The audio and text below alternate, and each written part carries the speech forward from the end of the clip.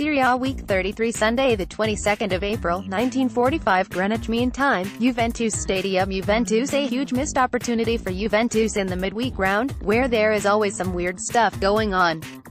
It is understandable to drop points here and there against the minnows on the road if you are unable to break the deadlock, or maybe you go down in the score and then find a way to tie the game.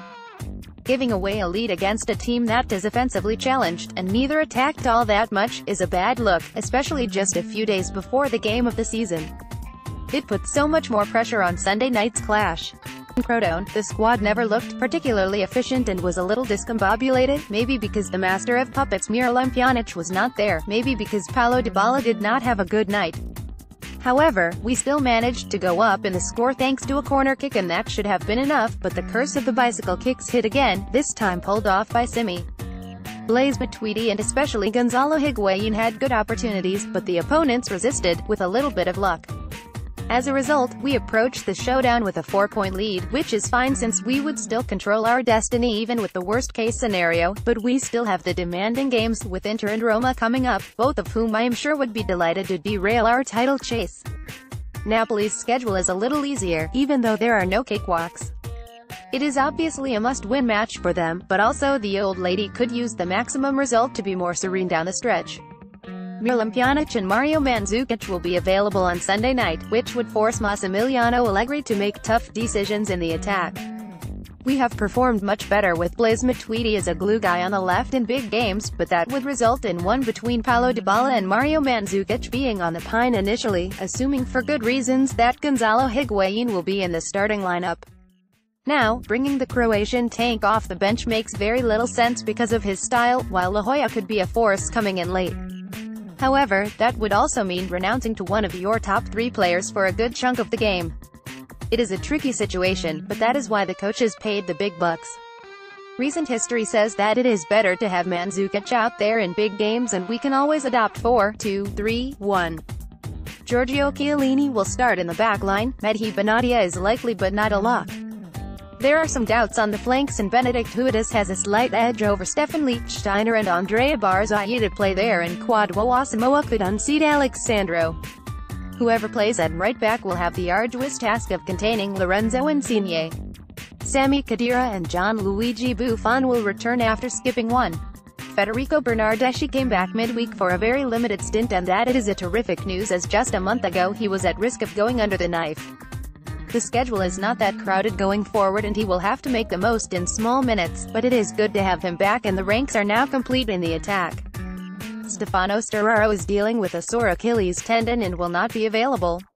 Mattia De Sciglio remains out with a plantar fascia injury.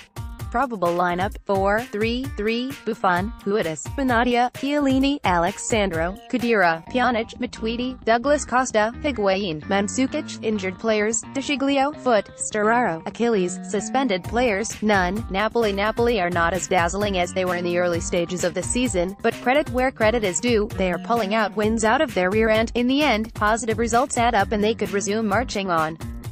Case in point, they went down twice down against Udinese, starring at a 9-point cliff in the standings and a potential match point for the enemies on Sunday, but outlasted the opponents and came back.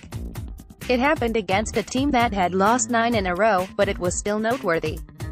Arik Milik has been a very welcome late-season addition for them, and it mitigated the effects of Dries Mertens' funk.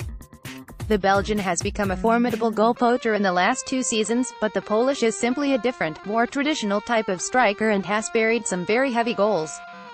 The only knock on Maurizio Sarri this season has been that he relies on always the same tactic, and there is no plan B if the first option gets stifled. Milik changes that because they can now switch to a 4-2-3-1 with a physical presence in the trident. They have yet to lose on the road, but they have not won in the last 3 games, against Milan, Sassuolo and Inter. These missteps, along with a defeat at home to Roma, allowed Juventus to leapfrog them and gain a little bit of ground. At times, they are a little lackluster to start the games, and that is the best time to smack them. However, they are the team that collected the most points coming back from disadvantageous scores, so they are extremely resilient, and it takes a lot to put them to sleep. At this point, their artful style is no secret, ball dominant, but always looking for the perfect through ball for one of the 3 forwards. Lorenzo Insigne is the primary source of playmaking up front, while Jose Callejon makes the engine go with his work rate and his off-the-ball cuts.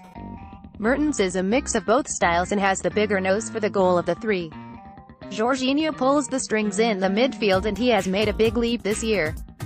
Allen brings the muscles, while Marek Hamšík's play has declined, but his savviness is still needed.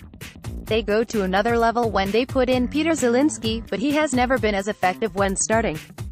Their offensive prowess was there in the previous 2 seasons as well, but they have been much stouter in the back this season, and that is what sustained their run before the recent swoon. Kalidou Koulibaly is a wagon, Raul Albiol is extremely experienced, and having El Said Haissaj as right back is like fielding a third center-back. Fauzi Ghoulam is better going forward, but Mario Rui has held his own very solidly, being forced to fill in for long stretches. The reported lineup doubts are between Mertens and Milik and Hamšík and Zielinski, but I would be pretty surprised if Sarri did not pick the 2 regular starters. Milik probably cannot play full minutes twice in a row, but he will make an appearance if things are not going well for them. Probable lineup: 4-3-3, Reina, Haissaj, Albiol, Koulibaly, Mario Rui, Allen, Jorginho, Hamšík, Callejon, Mertens, Insigne. Injured players: Ghoulam, knee.